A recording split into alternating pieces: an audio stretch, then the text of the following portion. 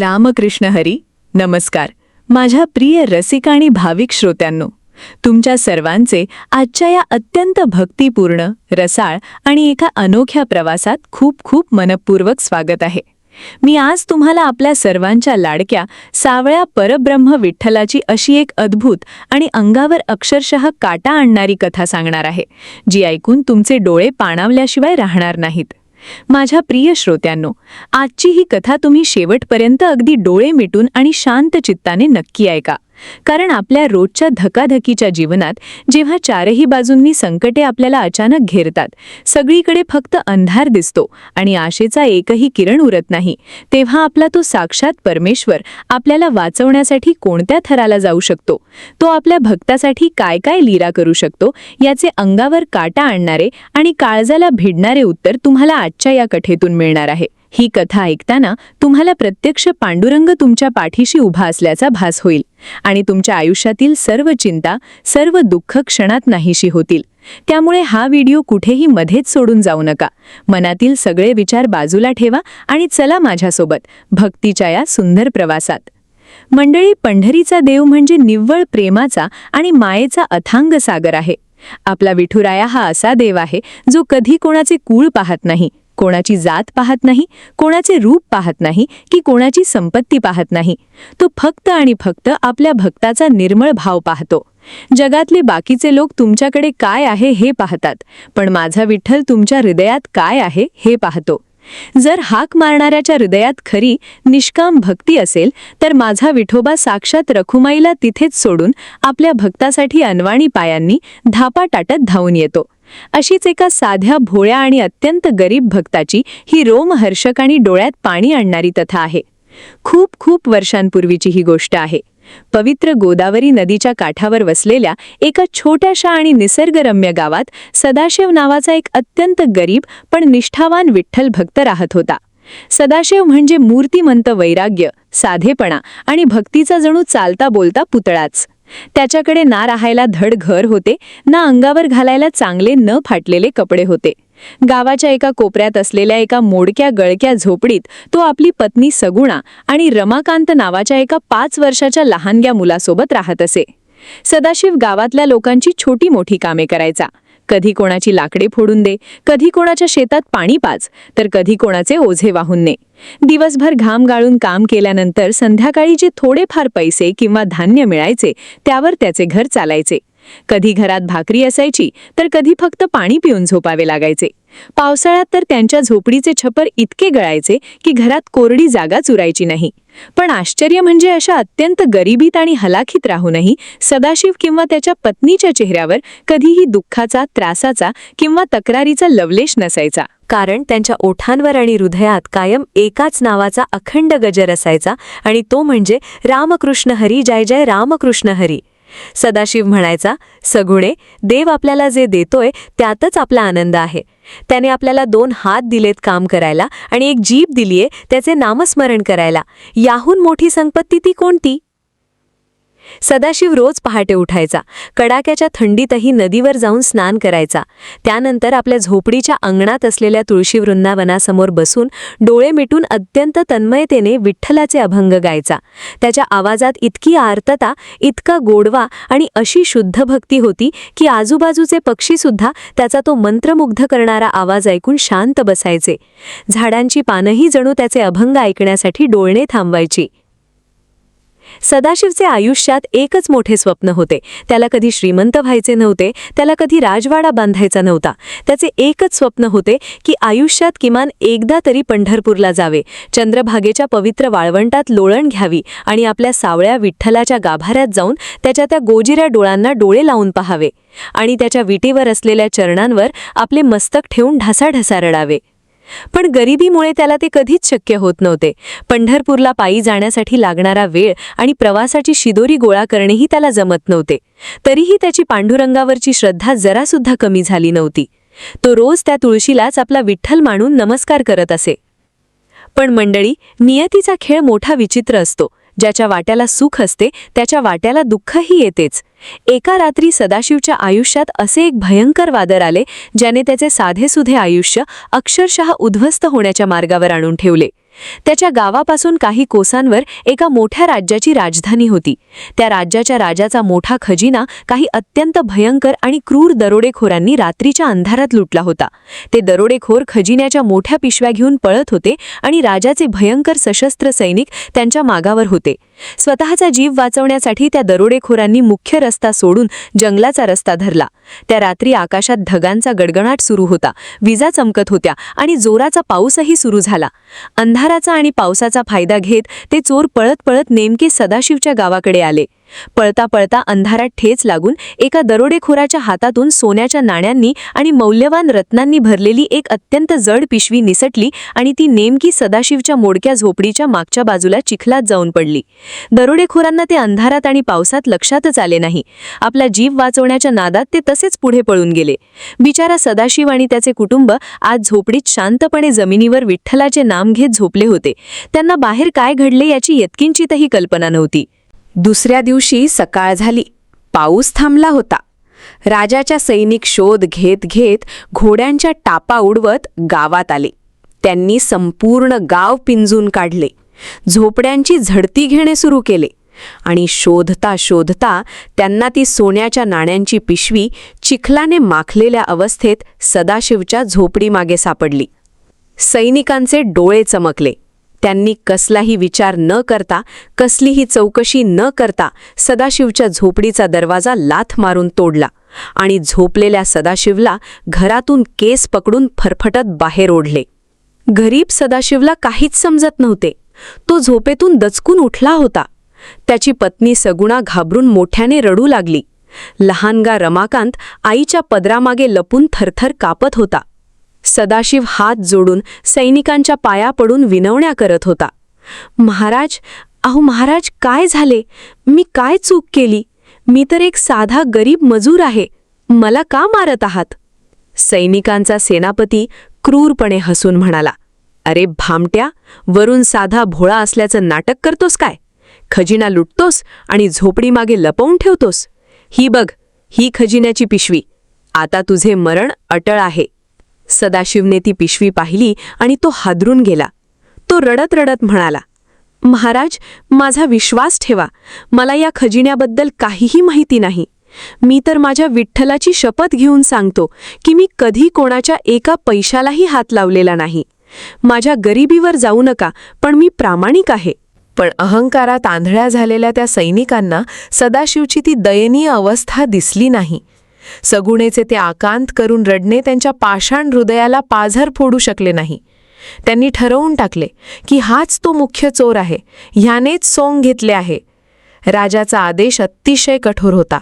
जो कोणी खजिना चोरताना सापडेल त्याला जागेवरच तलवारीने मारून टाकावे आणि त्याचे शीर दरबारात घेऊन यावे.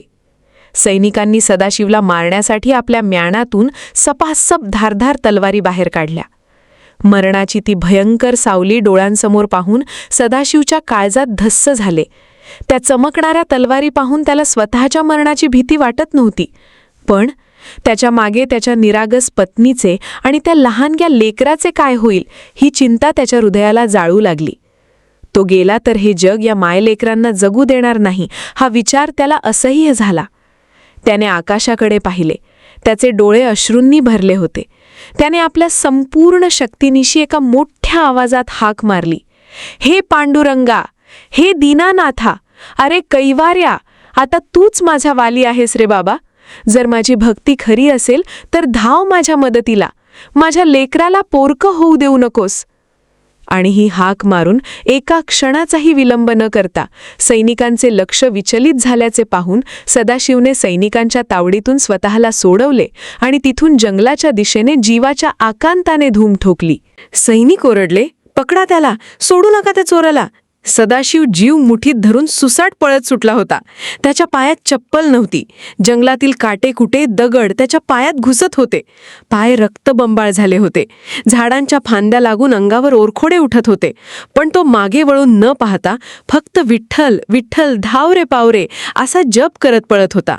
मागे राजाचे ते भयानक सैनिक घोड्यांवरून त्याच्या पाठलाग करत होते. घोड्यांच्या टापांचा खटखटखट आवाज सदाशिवच्या काळजाचा ठोका चुकवत होता. त्यांच्या हातात उघड्या तलवारी होत्या.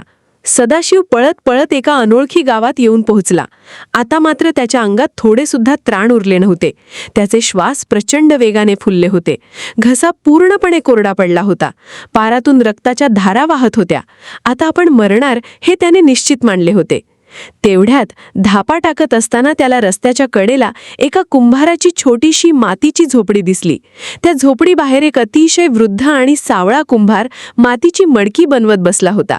त्याच्या डोक्याला एक मळके जुने पागोटे बांधलेले होते. अंगावर एक साधेसे धोतर होते आणि तो अतिशय शांतपणे मग्न होऊन आपले चाक फिरवून मडक्यांना सुंदर आकार देत होता. त्या सावळ्या वृद्ध कुंभाराच्या चेहऱ्यावर एक विलक्षण तेज आणि एक कमालीचे शांत हास्य होते. सदाशिव धावत गेला आणि रडत रडत थेट त्या कुंभाराच्या पायावर पडला. तो धापा टाकत थरथरत्या आवाजात म्हणाला, "बाबा, ओ बाबा, मला वाचवा. मी निर्दोष आहे. मी चोरी केलेली नाही. पण ते क्रूर सैनिक मला मारायला माझ्या मागे लागले आहेत. माझ्या जीवावर उठलेत ते. मला कुठेतरी लपवा बाबा, नाहीतर ते माझ्या बायकोला आणि लेकराला कायमचे पोरके करतील. मला जीवदान द्या." त्या सावळ्या वृद्ध कुंभाराने आपले काम थांबवले. त्याने सदाशिवाकडे अतिशय प्रेमाने, वात्सल्याने आणि थोड्याशा मिश्किलपणे पाहिले. कुंभार हसून म्हणाला, "अरे बाबा, मी एक अत्यंत गरीब म्हातारा कुंभार. माती मळणे आणि मडकी घडवणे एवढेच माझे काम. मी तुला कुठे लपवू रे पोरा? माझ्याकडे ना कोणता मोठा वाडा आहे, ना कोणती तळघराची जागा. मी या सैनिकांपासून तुला कसा वाचवू?" सदाशिव रडून म्हणाला, "काहीही करा बाबा, पण मला वाचवा. घोड्यांचा आवाज जवळ येतोय." तेव्हा कुंभार हसून म्हणाला, "ठीक आहे बाबा, तू इतकाच घाबरला आहेस तर एक काम कर. समोर ते बघ, पाण्यासाठी बनवलेले एक महाकाय मातीचे मडके म्हणजे मोठा रांजण ठेवला आहे. तू पटकन त्याच्या आत जाऊन बस. मी वरून त्याला झाकण लावून देतो." सदाशिवाने मागे वळून पाहिले. तिथे खरोखरच एक अतिशय मोठे आणि खोल मातीचे मडके ठेवले होते. ते मडके एवढे मोठे होते की त्यात एक पूर्ण वाढलेला माणूस सहज बसू शकत होता. पण ते आतून पूर्णपणे काळोखाने भरलेले आणि गुदमरून टाकणारे वाटत होते. सदाशिवाला दुसरा कोणताही मार्ग नव्हता. मृत्यू समोर दिसत होता. त्याने कसलाही विचार न करता चटकन त्या मोठ्या मडक्यात उडी मारली आणि गुडघे पोटाशी घेऊन खाली मान घालून तो आत बसून राहिला. त्या सावळ्या कुंभाराने अतिशय शांतपणे त्या मडक्यावर एक मोठे लाकडी झाकण ठेवले. आणि मंडळी, गंमत म्हणजे त्याने फक्त झाकणच ठेवले नाही, तर बाजूला असलेली ओली माती घेऊन त्याने त्या झाकणाच्या कडेने ती माती लावून ते मडके पूर्णपणे सीलबंद करून टाकले. त्याने सदाशिवला त्या अंधाऱ्या मडक्यात अक्षरशः कायमचे कोंडल्यासारखे कोंडून टाकले होते. आत हवा जाण्यासाठी फक्त एक अतिशय छोटेसे छिद्र त्याने मुद्दाम ठेवले होते. सदाशिव त्या मडक्यात पूर्णपणे अंधारात होता. त्याला प्रचंड भीती वाटत होती. एकतर बाहेर तलवारी घेऊन आलेले यमदूत आणि इथे आत हा जीवघेणा अंधार आणि मातीचा उग्रवास. त्याला घाम फुटला होता. तो डोळे मिटून आतल्या आत विठ्ठलाचा धावा करू लागला. "विठ्ठला, माझ्या राया, मला या संकटातून बाहेर काढ रे." काही क्षणांतच घोड्यांच्या टापांचा मोठा आवाज आला आणि तो तिथेच थांबला. राजाचे ते क्रूर सैनिक कुंभाराच्या झोपडीसमोर येऊन पोहोचले. त्यांनी घोड्यावरून खाली उड्या मारल्या. तलवारी उंचावून त्यांनी त्या वृद्ध कुंभाराला विचारले, "ए म्हाताऱ्या, इकडून एखादा चोर पळत गेलेला तू पाहिलास का? त्याच्या पायाचे ठसे इथेच संपत आहेत. तो नक्कीच या बाजूला आला आहे. खरं सांग, नाहीतर एका घावात तुझी मुंडी छाटून टाकू." आता इथे त्या म्हाताऱ्या सावळ्या कुंभाराने जी गंमत केली ती ऐकून तुम्हालाही हसू आवरणार नाही. तो म्हातारा कुंभार कानाला हात लावून जणू काही ऐकूच येत नाहीये अशा आविर्भावात मोठ्याने म्हणाला, "काय काय म्हणालास बाबा? मोर? अरे इथे मोराचं काय काम? इथे तर फक्त मातीची मडकी आहेत. मोराचा आणि माझा काय संबंध?" सैनिक चिडून मोठ्याने ओरडले, "अरे म्हाताऱ्या, तुला ऐकू येत नाहीये का? बहिरा आहेस की काय? आम्ही मोराबद्दल नाही, चोराबद्दल विचारतोय. चोर चोर. एखादा माणूस इथून घाबरत पळत गेला का?" कुंभार पुन्हा अत्यंत निरागसपणे हसून म्हणाला, "ओहो, माणूस, असं म्हणा की. होय होय, मगाशी एक माणूस पळत गेला इथून. घाबरलेला होता बिचारा. तो बघा त्या समोरच्या भयंकर जंगलाच्या दिशेने सुसाट पळत सुटला होता. तुम्ही तिकडेच जा, नक्की सापडेल तुम्हाला. लवकर जा, नाहीतर तो लांब निघून जाईल." सैनिकांना वाटले की हा म्हातारा वेडा आणि बहिरा आहे. याच्याशी बोलण्यात आपलाच वेळ वाया जात आहे. शिवाय त्यांनी नजर फिरवून पाहिले तर त्यांना झोपडीबाहेर फक्त मातीची भांडीच दिसत होती. त्यांनी त्या मोठ्या मडक्याकडे साधे लक्षही दिले नाही, ज्याच्यावर म्हाताऱ्याने माती लेपून ठेवली होती. सैनिक घोड्यांना टाच मारून कुंभाराने सांगितलेल्या जंगलाच्या दिशेने वेगाने निघून गेले.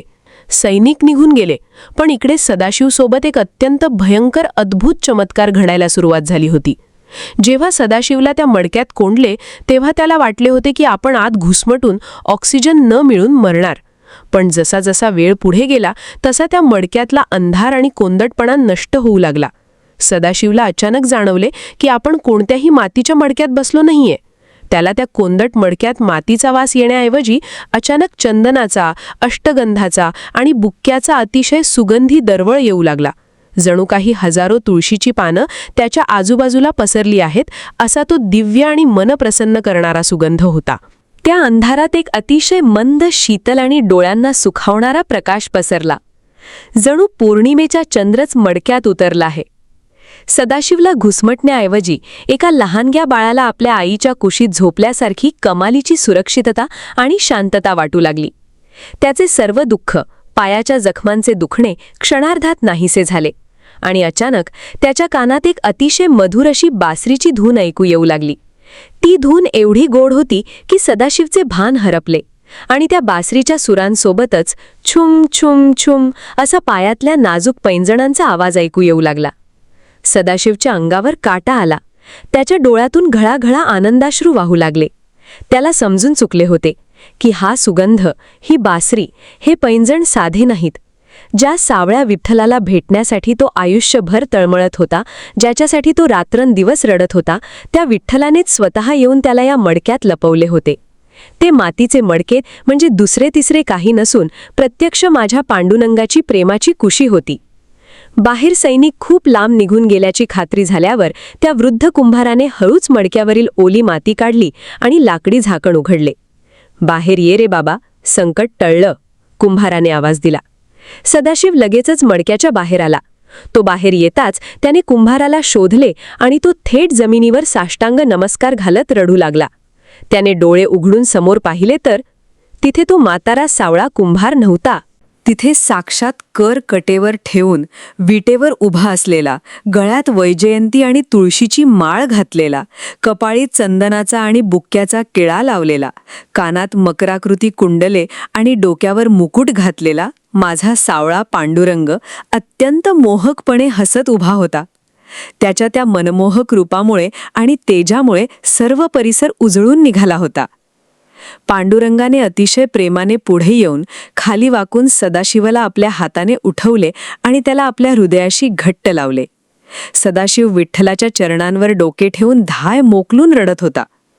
अत्यंत मधाळ आणि गंभीर आवाजात पांडुरंग म्हणाले, सदाशिव, माझ्या वेड्या भक्ता, तू का घाबरलास रे? जो माझ्यावर पूर्ण श्रद्धा ठेवतो, मला सर्वस्व मानतो, त्याच्या केसालाही हे जग धक्का लावू शकत नाही. हे जग तुला खोटा चोर ठरवू शकते, पण मी तुझ्या अंतःकरणातील शुद्ध भक्ती ओळखतो. तुझ्या पत्नीची आणि लेकराची आसवे मी पाहिली आहेत, मग मी कसा शांत राहीन? सदाशिव हुंदके देत हात जोडून म्हणाला, देवा, तू मला वाचवण्यासाठी चक्क एक गरीब कुंभार झालास, स्वतःच्या हातांनी माती मळलीस आणि देवा, मला त्या अंधाऱ्या मडक्यात का कोंडलेस? मी तर तिथे घाबरूनच गेलो होतो. मला वाटले माझे प्राण तिथेच जातील. तेव्हा पांडुरंग अतिशय सुंदर आणि जीवनाचे सार सांगणारे उत्तर देतात. देव हसून म्हणाले, सदाशिव, नीट ऐक. जेव्हा बाहेर मृत्यूसारखी संकटे तलवारी घेऊन उभी असतात, तेव्हा मला माझ्या भक्ताला अशा सुरक्षित जागी लपवावे लागते जिथे या जगाची वाईट नजर पडणार नाही. ते मातीचे मडके नव्हते रे वेड्या, ते माझे हृदय होते. मी तुला काही काळासाठी त्या अंधारात ठेवले, कारण मला तुला कायमच्या प्रकाशात आणायचे होते. पांडुरंग पुढे म्हणाले, कधी कधी मी माझ्या भक्तांवर संकटांचे मडके झाकतो. त्यांना वाटते की देवाने आपल्याला चारही बाजूंनी कोंडले आहे, सगळीकडे अंधार आहे. पण ते मी त्यांना शिक्षा देण्यासाठी नाही, तर बाहेरच्या क्रूर जगाच्या तलवारीपासून त्यांचे रक्षण करण्यासाठी करत असतो. तो अंधार म्हणजे माझ्या मायेची सावली असते. हे ऐकून सदाशिव कृतकृत्य झाला. त्याचे आयुष्य सफल झाले. देवाने त्याला दर्शन दिले आणि त्याच्यावरील खोटा आळही दूर झाला. राजाला खरा चोर सापडला आणि सदाशिवची कायमची मुक्तता झाली. माझ्या प्रिय श्रोत्यांनो, ही आहे आपल्या सावळ्या विठ्ठलाची अगाध लीला. या कथेवरून आपल्याला काय शिकायला मिळते? आपल्याही आयुष्यात अनेकदा अशी वेळ येते जेव्हा आपण सर्व बाजूंनी संकटात अडकतो. आर्थिक संकट, आजारपण, कौटुंबिक अडचणी आपल्याला घेरतात. आपल्याला वाटते की देवाने आपल्याला चारही बाजूंनी कोंडीत पकडले आहे. सगळीकडे फक्त अंधार दिसतो. जीवनाची घुसमट होते. आपण देवाला दोष देतो. पण लक्षात ठेवा, तो अंधार नसतो. ती साक्षात देवाने आपल्या संरक्षणासाठी आपल्यावर पांघरलेली प्रेमाची माया असते. तो आपल्याला त्या संकटाच्या मडक्यात काही काळ यासाठी ठेवतो, कारण बाहेरचे मोठे वादळ शांत झाल्यावर तो स्वतः झाकण उघडून आपल्याला बाहेर काढणार असतो आणि एक नवीन प्रकाश दाखवणार असतो. गरज असते ती फक्त आणि फक्त सदाशिवसारखी अतूट श्रद्धा, सबुरी आणि भक्ती ठेवण्याची. मग तो देव कुंभार बनून का होईना, पण आपल्या रक्षणासाठी धावून आल्याशिवाय राहत नाही. अंगावर काटा आणणारी आणि डोळे पाणवणारी ही कथा आपल्याला हाच मोठा आधार देते की परिस्थिती कितीही कठीण असू दे, तो विठुराया आपल्या कायम सोबत आहे. माझ्या प्रिय रसिक श्रोत्यांनो, तुम्हाला ही विठ्ठलाची अद्भुत आणि रोमांचक कथा कशी वाटली? ऐकताना तुमच्याही डोळ्यात पाणी आले ना? जर तुम्हाला ही कथा खरोखरच भावली असेल आणि आजच्या या कथेमुळे तुमच्या मनाला शांतता मिळाली असेल, तर कॉमेंट बॉक्समध्ये रामकृष्ण हरी किंवा जय जय विठ्ठल रखुमाई लिहायला अजिबात विसरू नका. तुमच्या एका कॉमेंटने मला अशाच नवनवीन कथा आणण्याची प्रेरणा मिळते. तसेच ही सुंदर कथा तुमच्या कुटुंबासोबत, मित्रमैत्रिणींसोबत, नातेवाईकांसोबत आणि सर्व विठ्ठल भक्तांच्या व्हॉट्सॲप ग्रुपवर जास्तीत जास्त शेअर करा. काय सांगावे, कोणाचे मन दुःखी असेल आणि ही कथा ऐकून त्याला जगण्याची नवीन उमेद मिळेल. हा आशेचा किरण प्रत्येकापर्यंत पोहोचवा. आपल्या चॅनलवर नवीन असाल तर नक्की सबस्क्राईब करा आणि लाईक करायला विसरू नका. घंटीचे बटण नक्की दाबा, जेणेकरून अशाच सुंदर, भक्तिपूर्ण आणि मनाला स्पर्श करणाऱ्या कथा मी तुमच्यासाठी सर्वात आधी घेऊन येत राहीन. चला तर मग पुन्हा भेटूया अशाच एका नवीन, सुंदर आणि आध्यात्मिक कथेसोबत. तोपर्यंत नेहमी आनंदी रहा, सकारात्मक विचार करा आणि आपल्या सावळ्या पांडुरंगाचे नामस्मरण करत रहा. देव तुमचे नक्कीच भले करेल. रामकृष्ण हरी. जय जय रामकृष्ण हरी. पुंडलीक वरदे हरी. विठ्ठल श्री ज्ञानदेव तुकाराम. पंढरीनाथ महाराज की जय.